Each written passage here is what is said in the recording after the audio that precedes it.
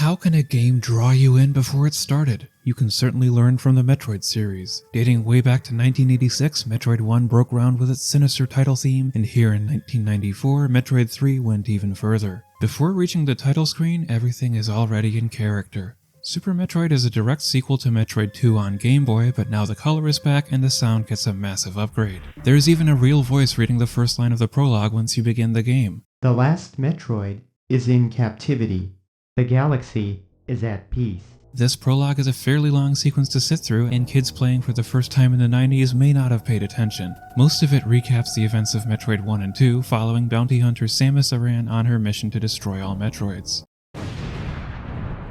First, she saved planet Zebes from their invasion. Then, she invaded their home planet in retaliation, exterminating every single living Metroid. Keyword living. All that remained was one egg, which hatched and confused Samus for its mother. So here's the new part of the story. Instead of ending Metroid life once and for all, Samus brought the baby safely to Ceres space station. There, scientists can study it and learn how its powers could be useful for humans. The galaxy is at peace, unless space pirates have other plans. Samus returns to Ceres station after picking up a distress signal, and this is where the player takes control. Lab equipment has been smashed up and it seems like the scientists are dead. What about the Metroid? Oh good, it's still in his capsule. Except there's more bad news. One of the most feared space pirates has a long history of terrorizing Samus, and he's hiding in the shadows ready to fly away with a Metroid. Ridley is back and you can choose to fight, but every outcome leads to him escaping with the Metroid. Samus then has to escape the station before it blows up and think about the consequences of leaving just one Metroid alive. Ridley retreats to Zebes while Samus follows. When you land and take control of Samus once again, you won't see life anywhere. What would Ridley want with this barren planet? The surface is known as Crateria, and you were never able to explore up here before. Well, you still can't explore far, but it's very important in building the atmosphere. The music is perfect too. It's so simple that it gets overlooked, but the song is paced like a sleeping person breathing, and it makes me think the planet itself is alive. Perhaps it is. The old space pirate base that Samus destroyed in Metroid 1 has shifted much closer to the surface. Those who played Metroid 1 may recognize this area. You descend the escape shaft and find yourself in Mother Brain's shattered tank. That second part should at least catch the attention of new players too. Still no signs of life though. The deserted base now connects to Blue Brinstar, which is where the series began. It's much darker now, but if you check to the left you will still find the morphing ball for Samus' suit. A strange spotlight tracks her movement when she's in range. No big deal, right? There's nothing here anymore. Over to the right you can find a couple of missile packs too, and another spotlight. There's nothing else to do, so maybe we'll leave Brinstar for now. Uh-oh, the music has changed. The spotlight spotted you, and now the whole area is patrolled by lower-ranking space pirates. It's a game that sets itself up brilliantly, in large part thanks to its expertly crafted atmosphere. It doesn't stop here either. When you pick up bombs, the Torizo statue comes to life and fights back, and when you move on to a new area of Brinstar, it's overgrown with vegetation. The graphics and audio are all there, and you feel that anticipation or fear of exploring brand new areas. However, you can't ignore the rest of the gameplay. Metroid on NES introduced this style of design, side-scrolling but non-linear. It appealed to many and allowed for all kinds of exploration to discover exciting upgrades for Samus' suit. While it was appealing to me too, the actual experience was close to a disaster. The elements didn't all fit together. Fast forward to Metroid 2, now on Game Boy, I thought it was better but still needed a lot of work. I would say those two titles didn't know how to make exploration fun, which is a problem when that's your main selling point. As you might imagine, I was nervous about this one. Silly me. I should have known it would all work out this time. This is the most impressive turnaround I've ever seen. The map in Super Metroid was definitely helpful, and it ensured I was always traveling to my desired destination. Furthermore, the developers understood that most players don't want to get eaten alive for exploring. They also made it easy to tell each area apart thanks to the Super Nintendo's capabilities. All in all, the layout of everything was smoother, and I only have praise for the way this world is built. The only small issue I have with the playability is the controls. While I always appreciate a game that allows players to customize the controls for their comfort, it felt like there was no good solution this time. You need a button for jumping and another for shooting, which is standard and easy to use. The Super Nintendo introduced two more face buttons as well as a bumper on either side of the controller. The bumpers are automatically assigned to angling Samus' arm cannon diagonally up and down, which makes sense. However, you also need a button assigned to running. I wish I didn't need to hold down a run button, and I think all the problems with the controls would disappear if she ran by default. That's how future Metroids worked, so Nintendo corrected this later. The movement feels much more natural when running, plus there are new items that revolve around it. That's why I feel the run button is the main issue and why the controls are a common complaint. Now, if you told me the controls were the only problem with the game, I wouldn't argue with that. I also got used to the controls before they became a big problem. So, let's talk more about things that make this game great. Super Metroid contains exactly 100 items spread across the grand world. There's more to collect than the previous two titles put together. You find a lot of familiar upgrades though. The second available item is a pack of missiles, increasing your capacity by 5. There are a whopping 46 missile expansions, setting your maximum capacity at 230. They're initially a stronger weapon than the beam in Samus's arm cannon, and you also need 5 missiles to open a red door. You don't need any special weapons to open blue doors, but what about these green and yellow doors?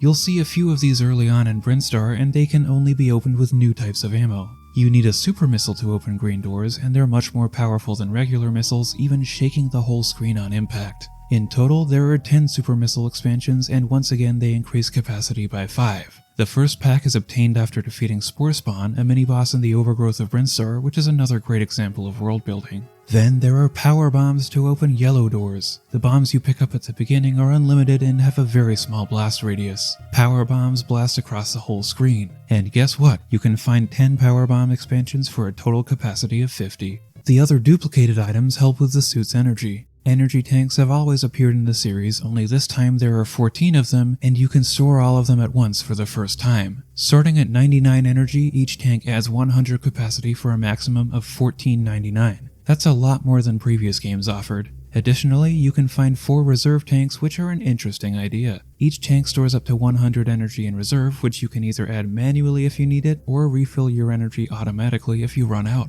To refill empty reserve tanks, simply collect energy at full health. I can see why the developers didn't want to give away more regular energy tanks, but I can also see why this item didn't return until much later in the series. Those repeated items make up 84% of the pickups. That means we have 16 items left to cover. The pause screen in this game is extremely helpful. One screen shows the map and the other shows Samus's suit and the upgrades it has received. You can also deactivate any upgrade from this screen if it would help you. The first category is the beam, which is the regular projectile shot from her arm cannon. We've seen ice, wave, spacer, and plasma before, but the first available beam upgrade is the charge beam. Now you can charge a shot for greater damage. More excitingly, the effects of these beams stack, so you can finally freeze enemies and shoot through walls. Except you have to choose between spacer or plasma, but I'd always choose plasma for its power. The Varia suit returns too, halving damage as well as providing heat protection. But that isn't the only suit. The gravity suit gives Samus her normal movement in water and even lava, while halving damage taken again. The high jump boots are back to jump high, the space jump is back to jump space, rather jump repeatedly in the air, and the speed booster is introduced to boost speed.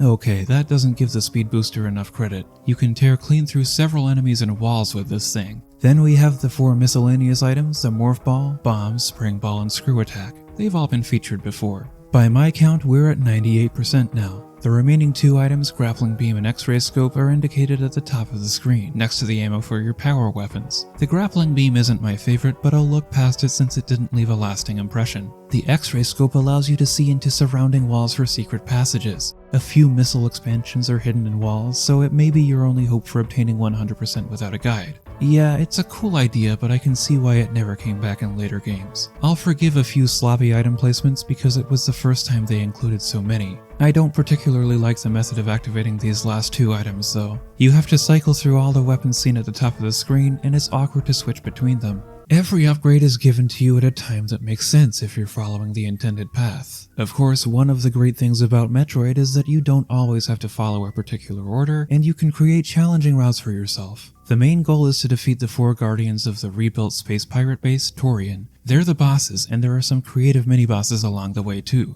Let's take a quick look at each area and the bosses you'll encounter. Brinstar goes through several different appearances and changes its soundtrack at perfectly chosen times. There's the old blue Brinstar, the green overgrowth, and the red soil, all effective uses of colors. I mentioned Spore Spawn as the first mini-boss, and Kraid is hiding somewhere in Brinstar too. I'm not fond of his hiding spot, and it's the one part of the game's progression that I'll grumble about. It makes sense that you need super missiles to reach him, but I would prefer if his area was accessed by a green door. Instead, there's a block that you can only break with super missiles attached to the same room with the elevator down to Norfair. It feels like you're discovering a cool secret, and then it turns out this is all required to beat the game. The lead up to the Kraid fight is fantastic though. When you're close, the music changes to a track aptly named Tension, and at the end of the hallway, there he is. That's what he looked like on the NES. Oh, that wasn't as hard though. Keep going a little further and you'll be trapped in another room. The real Kraid rises through the floor and fills the entire screen. Wait a minute, he's breaking through the ceiling and now he's 2 screens tall. This guy went from barely bigger than Samus to a baby Godzilla, and his fight theme matches the horror you're faced with.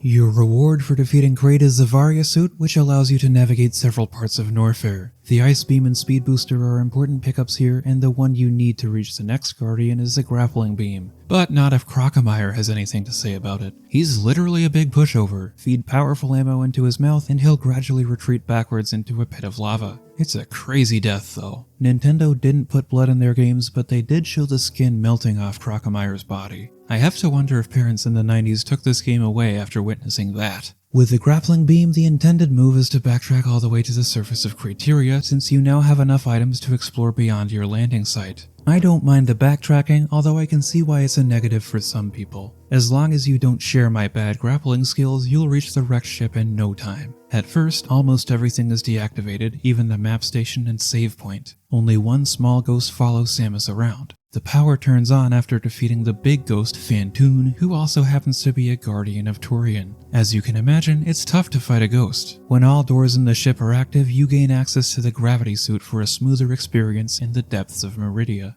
Wrecked Ship has a long connecting path to the top of Meridia, but I prefer the secret entrance from the bottom of Brinstar. If you place a power bomb in the glass tube through the water, it shatters and you can enter Meridia from here. I prefer the flow, pun intended, of this route. It covers the rocky underwater area first, with its song feeling sad and hopeless, but it turns more sinister in the sandy area. Metallic structures are built above the sand, and Metroids. No, these are mock droids, which were a failed attempt to recreate the deadly space blobs. Meridia is home to Dragon, another guardian, and I like how it has 2 different weaknesses, hitting its stomach or exposing it to electricity. The final guardian is Ridley, who built a hideout in Lower Norfair. You're intended to have the gravity suit and space jump to reach this point, which are obtained after defeating Phantoon and Dragon. Ridley fights mean, and I almost wore out my energy. You may not find all 14 tanks, and you shouldn't need all of them, but Ridley tries very hard to rip Samus apart. If you can defeat him, you'll want to see if he's hiding an item in the side room. Uh-oh, there's a smashed capsule in here. The Metroid may have escaped. As we get into the final part of the game, I want to warn you that there will be story spoilers and you should discover the ending for yourself. The story never impedes the game flow, and that makes the ending even more impactful. So if you don't know what's about to happen, I strongly recommend you skip past this section in the video. If you're still with me at this point, I'll assume you don't need a play-by-play of the events in Torian. I will absolutely talk about the masterful execution, however, and continue gushing over the atmosphere. I don't often like waiting in video games, but there's something magical about watching the Golden Guardian statues lose their color and eventually open the path into Torian. Of course, the thing we were dreading has happened, as multiple Metroids attack Samus throughout this area. They look great on the Super Nintendo. I also like that you're forced to kill them all, connecting back to the main mission in Metroid 2. This lead up to the finale doesn't get enough credit, but that's because the final events deserve all the attention. I wish I could experience this for the first time again. The way the giant Metroid launches itself onto the screen, and then it goes for Samus and she can't escape. However, what makes this ending so good is that it unexpectedly plays with our emotions without using dialogue. Most of the game runs on fear and shock factor, and that's still present at the end, particularly when Mother Brain grows a hideous body and continues fighting. This song even uses an unusual time signature to make you uneasy. The other emotions are ingeniously linked to that giant Metroid. As it turns out, that's the baby from the beginning, and right before killing Samus, it realizes she's its mother. It defends Samus from Mother Brain's unblockable attack and dies for doing so. How is it possible to be devastated by the end of a deadly species? It's a simply unbelievable ending, and you still have to escape to the ship after defeating the Brain Behemoth, so the pressure stays on. And if anyone's wondering, yes, I saved the animals. I'll keep it short and sweet. Super Metroid is honestly insane. I nitpick all the time, and yet most of my nitpicking led to things that didn't bother me here. I would only change a couple things about controls and edit the natural progression here and there. It would be nice if I didn't need a guide to find all 100 items too. Nonetheless, we have a masterpiece on our hands. While the atmosphere is its strongest suit, everything came together for one of the best experiences you can have in a game. That still applies today. Therefore, my final score for Super Metroid will be 9.3 out of 10.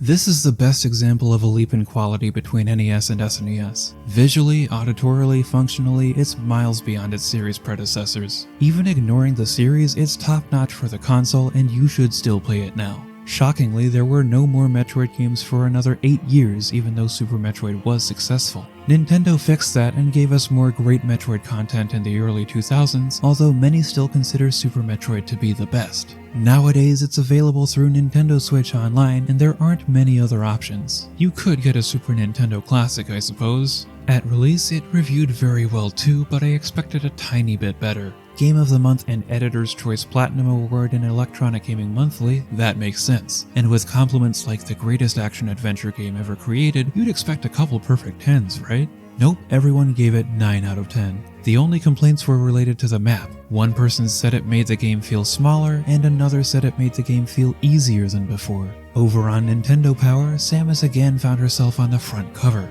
The Power rankings totaled 17.7 out of 20, with the play control rating taking a big hit.